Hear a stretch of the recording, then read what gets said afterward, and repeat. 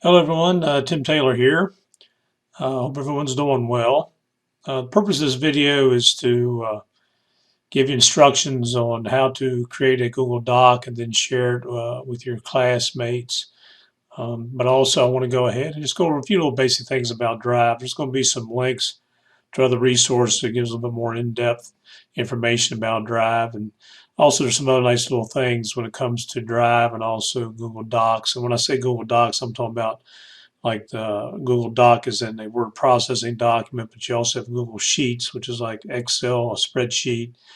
You have Google Slides, which is like PowerPoint. So whenever I say Drive, I really think of two things. One, Drive is a place for online storage, or a lot of times you hear about things being in the cloud. That's the exact same thing here. Drive is on the cloud. It's basically everything's online. Then the other thing is built within Drive is you have Google's version, what kind of like the Microsoft Office suite, where you can actually create documents from scratch, very similar to like Word, like I mentioned, Excel, PowerPoint, etc. So I want to go ahead and go over again just a couple of basic things about Drive. If you look here on this screen, I've already logged into my Drive account. You can see my little icon there. And this is the view that we see. And on the left-hand side right here, everything's going to be basically triggered from this new button. Before we do that, basically this is your drive, or it's called My Drive. And what's so great about Google Drive and Google Docs is the ability to collaborate on documents. And that's the reason you have this shared with me part of Drive as well. In other words, this lists documents that people have shared with me, and you'll see their names of them over here. And this is where the real power of Google Docs comes into play. When I say docs, I mean all the documents. As I mentioned, documents like the word processor in Google Doc, but there's also sheets and slides and drawings and forms. All those things can be shared very easily. We used to be, back in the day, used to use Word a lot, and we still have Microsoft Office here within our division. But anytime we were like working on a document, we used to attach like a Word document to an email, send it off. If I was sending that to 5 people, they would all get a copy of that Word document. They may download it. If I ask for feedback, they may make changes to that document, send it back to me as an attachment, or give me recommendations. And all of a sudden, what was originally one Word document, all of a sudden there's multiple copies of it, and it got very, very challenging to keep it straight and resave it, etc. What's nice about Google Docs is you have one document, and what you do is you only just stay with one document. You basically give people the ability to go into that one document and make changes, and that's what's going to be part of your assignment here in a little bit. But so again, it's very important here. But other things, Google now has photos, and that's kind of another realm. But I back up all my photos here, and there's different things here. Recent ones you worked on, you can star them, and then of course it shows what's in your trash as well. I used to not use recent that much, but now when it comes to working in Google Drive so much, it really is nice if you're working on a file and you finish up work one day and you come back the next and you want to find it quickly. I go to recent a lot because it'll show the most recent file that you've been working on, because it always gives a time stamp was the last time you were in there. So when it comes to these things on the left, My Drive, share with me, and recent, like the main ones that I use. A couple of real quick things here. Right here, there's two different views in Drive. If I click here, it goes into grid view, which gives you like little thumbnails. And notice I have a lot. What will happen in Drive, you can create folders, which I'll show you here in a minute. It shows folders, then it shows the individual files next. I prefer the list view, so I just click here to go back to list view. And you can arrange things according to name by just clicking here in ascending or descending order. If you click here, you can also change the order when it was last modified. I've used these options sometimes. But as I mentioned, always list the folders first and individual files. I like them in alphabetical order. If it involves a number in the name of the folder, it will always list those first. And here's a ascending descending order. Here's some details you look at about your Drive. And again, you can explore these things, people. You're not going to break it. Don't be afraid to click on things. And then here's your actual settings for Drive. There's really not a whole lot to them. One thing is you got to keep in mind is with this online storage and Drive for education accounts, it is unlimited. Originally, when we signed up for Google accounts in our division, I guess it was going 3 years now, there was a limit of 30 gig. So I used to be very hesitant about putting like videos and large images up on my drive. But once they said it was unlimited, now I store everything on my drive, video, images, anything. As you can tell, I'm up to 155 gig right now. So that's a nice little option, education accounts. Convert uploads. I leave this box unchecked, but what this means is if I check this box, you can upload, for example, Office files to your drive, Word documents, Excel spreadsheets, etc. If you check that box, what happens is when you go to upload those documents, it's going to automatically convert them into a Google Doc. So if you have a Word document, this box is checked. When you go to upload it into your drive, it will convert it into a Google Doc. If you have an Excel spreadsheet, it will automatically convert it into a Google Sheet, PowerPoint is slides, etc. So I sometimes like to keep things in the native Office format in Google Drive, so that's the reason I keep this unchecked. If I want to convert them later, I can right-click and do that. Okay. Next is you can change language settings. Google's very big about languages. Obviously, I'm going to keep it on English. And this little option here, sync Google Docs, Sheets, Slides, and Drawings to this computer so that you can edit offline. If I check this box, what this allows me to do is I can actually work on documents offline. Because that's one thing people are a little concerned about when they go to Google Docs. All the content is online. So they think if they're away from an internet connection, they can't work on anything.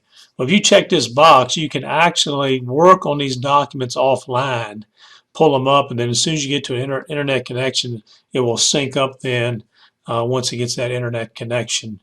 So it is possible to do that if that box is checked. The next here is just density, and this is about a Google Photos folder. Again, you can play around with this. I mean, I'm just fine with a comfortable setting, but you can make it cozy and even more compact if you want your stuff to read that way. There's also some notifications. Okay, that's notify if anyone's on your drive, and you can also manage apps that you have, and that's another session we'll talk about later. But right now, I just want to show you general. So I'm gonna hit done there. Okay, so when it comes to the drive, again, think online storage first. Great way to store things, and when it comes to storage, it's very important you stay organized. So let's go to our new button here. That's where everything kind of starts. So I go to new. Notice I can create a new folder. Okay, very, very easily. So if I click here, new folder, all I need to do is just give it a name. Okay, EDCT 531 example, let's say. And I hit create. All right, and then y'all have that folder there then I can use. Anywhere in my drive. And what's nice is once that is set up, that folder, I can go in here then and I can open up and I can make a folder within a folder if I want to. And notice it tell me it's working right now. And sometimes it will happen faster than others, depending on what your internet connection is when it comes to working on it. But right there is the folder I just created. If I double click, if I want to, see right now it's empty. But if I want to, I can go over here to new and I can put another folder in here if I like.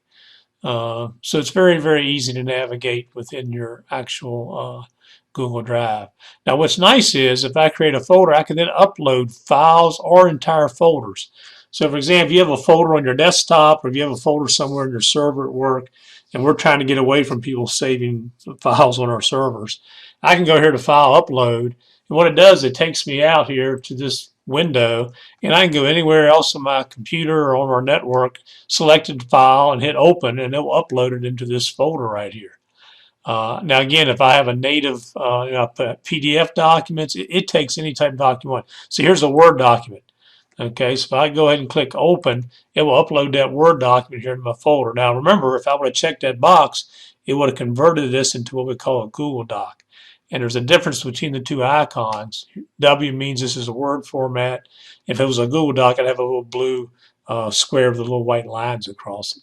So you can very easily upload files, and you can also upload entire folders. So you have an entire folder, you can upload the entire folder there. Now I tell people, just because you can do this, don't go and just upload everything you currently have. I think it's a great opportunity to, what I say, clean out your closet. So if you go to start moving things to drive, make sure it's things that you want. Just don't move everything over because, like I said, it's a good chance you might have some old documents you don't need anymore. So, make sure it's a good time just to kind of clean up. All right. So I'm just going to go back to my drive right now. But again, what's nice is you can create folders, upload folders, etc. So that's the whole aspect right now. I just want to go over when it comes down to the drive and online storage. But the other thing you can access from new is is this Google Suite, okay, of applications. Very similar, like I said, in Microsoft Office. Google Docs is like the word processing. Sheets is like an Excel spreadsheet. Slides is like PowerPoint. If I go here to more, we can also do forms, which is something you'll be doing later on. There's drawings, there's maps, and there's all different kinds of things you can add here. All right, so specifically for your assignment, what you need to do is create a Google Doc that you're going to share with your classmates. All right, so what I'm going to go ahead and do is, again, you can do this in any folder you want with Drive. I'm just going to put it in my general drive. So I'm going to click on Google Docs. And the first thing I want you to do is, according to the assignment instructions, you'll see it says Untitled Document up here. All you need to do is click, and I want you to go and put your first and last name. All right, and just click off that. So now you have your document name. Now notice when you look at this, if you've been used to using Word, it looks very, very similar to Word when it comes down to a lot of your basic tools right here. You know, you can have your different fonts, you can do your different sizes, and use your different formatting. Here you can change your text color, and here if you click, this is for highlighting color, so text and highlighting is like together. You can put links to words. Here's all your justifications when it comes to alignments. Here's your bulletin and your numbered list. So, you know, there's basically the things that you're very, very similar with. One thing that is different about Google Docs compared to your Office suite, Microsoft has the philosophy that they're going to give you their applications to you, and you're going to have all the bells and whistles right there. There's so many things that you can do within those Office applications. But I dare say that most of us probably only use anywhere from 10 to 15% of what it's capable of. Google's philosophy is kind of opposite. What they do is they give you basically just the simple basic things. If you want to add more functionality, you can do that by something called add-ons. Okay, and there's also things called extensions and other apps that you can use. And we're going to get into that a little bit more later. But again, you can tell this looks a little simpler compared to your Office suite if you look at it. And there's different options here amongst your menu. We'll look a little bit at that here in a minute. But getting back to your assignment, again, you want to go ahead and put your first and last name. And what I want you to do is just tell us a little bit about yourself to share with your classmates. I know all of you all from a specific school division like Warren now, but again, different sessions I'm teaching this class, you can be from all over. So this is a good chance just to tell us a little bit about yourself. So I want you to go ahead and just type a little bit about yourself. And what I'm going to do here right now is I'm going to go ahead and switch over to a document I've already typed for saving time. So I click, here's one I've already done before. Notice I tell a little bit about myself, my wife, I've got 2 daughters. And what's great is notice here that I typed UVA where my oldest one is. What I did is I added a link to UVA. And that's by using this little hyperlink or link tool right here. It's very easy to do. For example, if I highlight Shenandoah County Public Schools right here, and this is a nice little thing about using Google Docs. If I click on this little insert link, what it does, it actually goes out and searches the web for me and gives me some possible links that I might want to link to here from my words. And lo and behold, there's a link to Shenandoah County Public Schools. So instead of having to type the URL, I can just click on that and hit apply, and now I've got a link to the Shenandoah County Public Schools webpage. So it's pretty neat how you can insert links on text. You can just, highlight it, go to this link tool right here. The other thing that you can do wherever your cursor is, you can insert images. Okay, here's an image of my 2 daughters here. But if I go down below it here, it's very easy. If I go to insert image, okay, what it does, it gives me all these options right here. I can upload an image that I have on my computer. I can actually take a snapshot using my webcam if I want to. Okay, if I hit allow, okay, if I hit allow right here, then basically, so here I am. Hello, everybody. I can take a snapshot of myself. Enough of that. You can actually get URLs to images if you go out on the web somewhere on the internet. And if you're on an image, if you right-click, it will say image URL there, or copy image URL. If you paste that in here, it's another way to get it. And the other thing is you have different albums, okay, that are saved within your Google. Also, here's your Google Drive. So I access my Drive. There happens to be an image in there. What's nice is if I know the name of the image, I can go ahead and click right here and search on it. Like I don't have any names Rachel for any of my images I click. See, these are all names of images that have Rachel's name in there. All right. And so the other things I can just also go here and search for images via Google. Life has a bunch of images and also stock images. So there's a lot of different ways you can access images if you wish. And for example, let's say I put in, let's go to the topic of butterflies, since for some reason I saw a bunch of them this morning. If I do a search right here in Google, here's a bunch of them. I can easily just select one and do select, and that image will pull right into my document right here. And then like any images you pull into a word processing document, you can grab the handles and resize it. I can wrap the text if I want. Okay, so very easily to select and put images in here. All right, so what I want you to do then, I'm going to leave that for now, is just write a little bit about yourself in this document you want to share. Personal, professional, whatever you want to do, just as long as you're comfortable with it. And then what you need to do is this, and this is what makes it very, very powerful when it comes to Google Docs, is the ability to share this document. I know a lot of y'all hear about what we call the 4 C's when it comes to critical thinking, creativity, collaboration, communication, etc. Collaboration is a powerful tool in Google Docs. So when you're ready to share your document, what you're going to do is go up here to Share and click, and notice this window appears. And right now, this document is private only to you. But what you can do is you can easily share it by entering the names or email address of people you want to share it with. Now, notice here on the right-hand side before we enter any names here, if I click, you have 3 options. You can have people edit your document, so when you share it with them, they'll be able to go in there and delete stuff, add stuff, whatever. You can give them the right just to add comments, which we'll look at here in a second, or they can just view it. All right, so these options are great, and just keep in mind who your audience is. All right, now if I go here and click on this advanced button, it will show me this window here to use a little bit more detail. And notice it shows me that I'm the owner, and right now the only people that can access it is me because it's private. But I still have my invite people option right here. So this is the window that you need for your assignment, because what you're going to do is I broke you up into groups, at least for the current class we're in. So what you need to do is take the addresses of people in your group and share it with them. Now, I could go and find those addresses and type them all in here by hand, but just a nice little shortcut.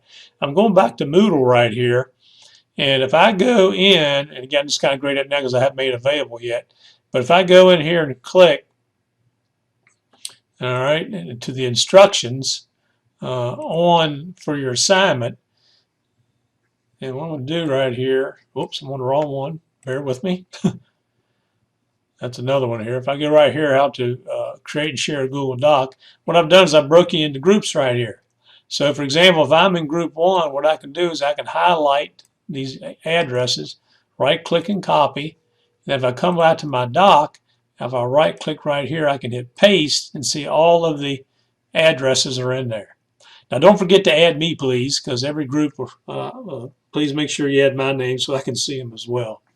And what's nice is the default here is notify people. So what's going to happen is when I hit send, it will send an email to all these people giving me access to my document.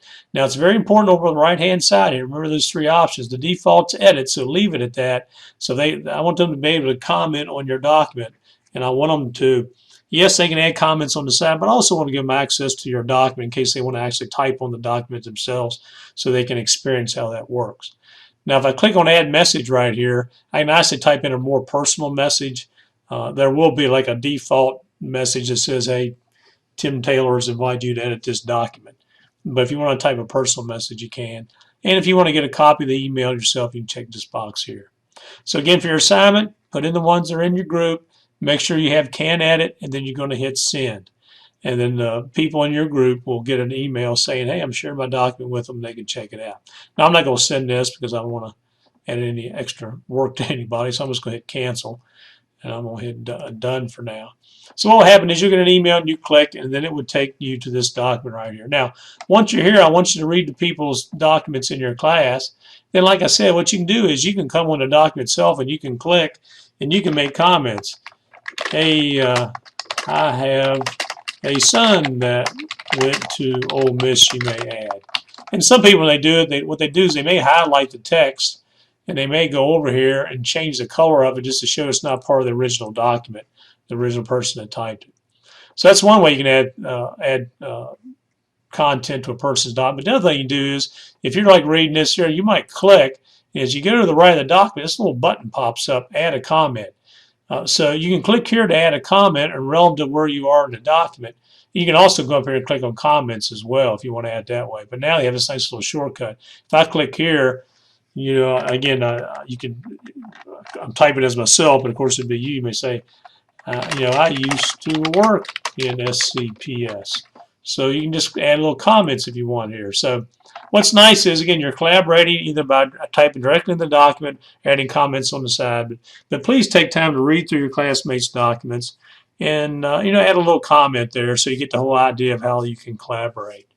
What's nice is you can have actually people all in this document at the exact same time. So you can work synchronously, excuse me for not pronouncing that very well, or asynchronously is the way most of the time it happens, where people come at different times. But I've actually been teaching workshops where I've had like 20-some people in the same document at one time. It's amazing how well it works. You just can't have your cursors at the exact same place. That's what I call cursor wars, when people are fighting over one space on the document.